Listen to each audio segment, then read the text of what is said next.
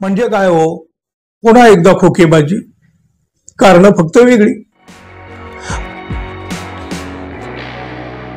मित्र हो, नमस्कार. राजकारणात पैसा आणि पैशाचं राजकारण या गोष्टी आता काही नव्या राहिलेल्या नाहीत. पण धुळ्यात घडलेल्या आणि उघडकीस आलेल्या पैशाच्या प्रकरणानं मोठं प्रश्नचिन्ह पुन्हा एकदा निर्माण केलं आहे. पुन्हा एकदा लोकांना 50 खोके समदहोके याची आठवण करून दिली आहे. एकनाथ शिंदे गट पुन्हा एकदा संशयाच्या वादळात भरकटलेला आहे. 50 खोके वगैरे विषय आता काहीचा बाजूला पडलेला असतानाच आता पुन्हा एकदा तशीच खोकी उघडकीला आली आहेत.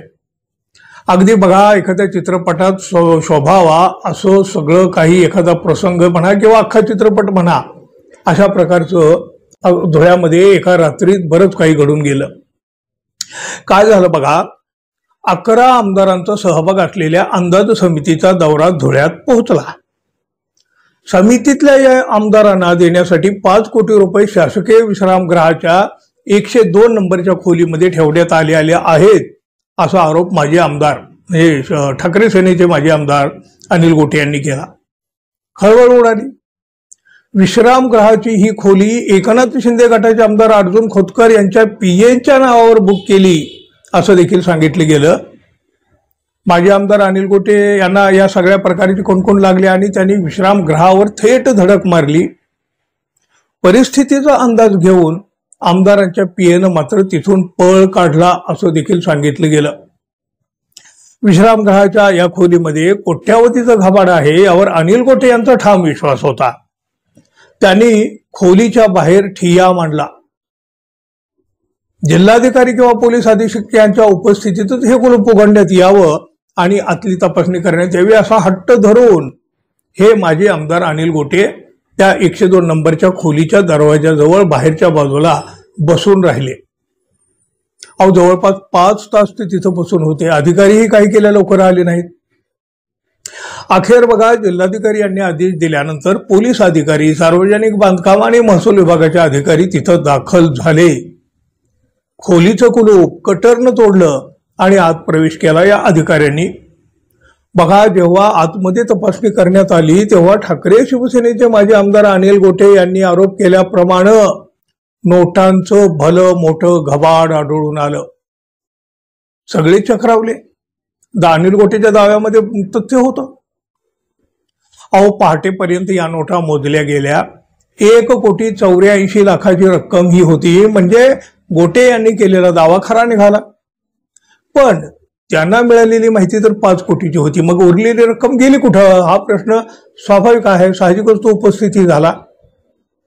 एकनाथ शिंदे शिवसेनेचे आमदार अर्जुन खोतकर यांच्या नेतृत्वाखालील अंदाज समिती धुळे दौऱ्यावर आहे.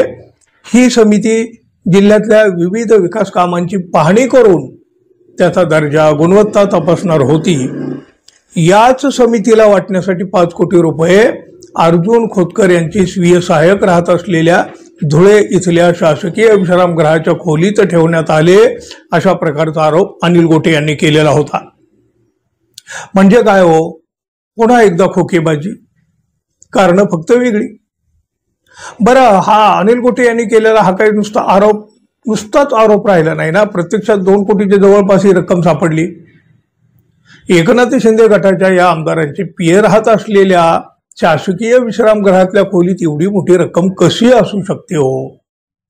कशासाठी तिथं ती ठेवली गेली होती? ही रक्कम कोणाला देण्यात येणार होती? अशा अनेक प्रश्नावर प्रश्न आता समोर आले. महाराष्ट्र विधिमंडळातील अंदाज समिती नेतृत्व करणारे आमदार अर्जुन खोतकर यांनी आमदारांना देण्यासाठी हे पैसे आणले होते, हे आरोप त्यांनी फेटाळून लावले आहेत अर्जुन खोतकर यांनी. आणि तेवढंच नाही, आपला पीए त्या खोलीत राहतच नव्हता असं देखील त्यांनी स्पष्ट केलंय. त्याचबरोबर हे कोणीतरी कुभांड रचलंय असा आरोप त्यांनी केला. आता बघा, हे आरोप प्रत्यारोप, खुलासे, दावे, प्रतिदावे हे सगळं अशा प्रकरणानंतर होत असतात. पण विश्रामगृहाच्या या खोलीमध्ये 1,84,00,000 रक्कम सापडली हे तर अगदी उघड सत्य. मग ती इथं आली कशी? एवढी मोठी रक्कम होती नक्की कोणाची? याची उत्तरं तर मिळायला हवीत. उद्धव ठाकरे शिवसेनेचे माजी आमदार अनिल गोटे यांनी तर कुलूप उघडण्याआधीच हे सगळं सांगून टाकलेलं होतं ना. एकनाथ शिंदे गटाच्या आमदाराकडे थेट बोट त्यांनी दाखवलं होतं. मग आता पुढं काय, खरी चौकशी होणार का? तुम्हाला काय वाटतं जरूर सांगा. आणि आपण अजून आपल्या चॅनलला सबस्क्राईब केलं नसेल तर कृपया सबस्क्राईब करावं ही अपेक्षा आहे. धन्यवाद. पुन्हा भेटू. तोपर्यंत नमस्कार.